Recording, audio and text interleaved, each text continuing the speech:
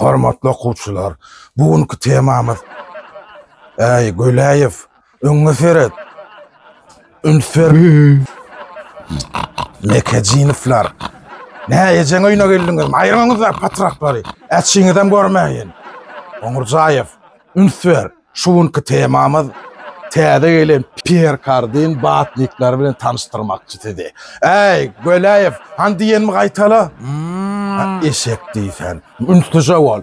Täze gelen Pierre Cardin batnikler bilen tanıştyrýar. Durly renkleri var, durly görnüşleri var.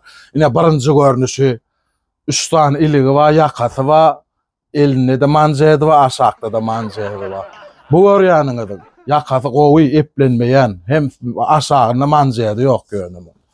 Bu görýäniňiz hem şeýle. Üçüncüýüňiz hem göýek reňki bir hili üt goşugrakda.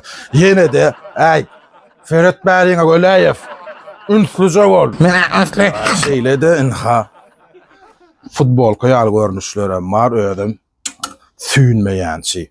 Arkaýyn alýaňyp. Muny näçe çekden çekber ýene öz ýydyna gelýär. Jammakdy bolan okmay. Ýene bir görnüş bar, göýekçe, hemma ýaşylja, hemma garap.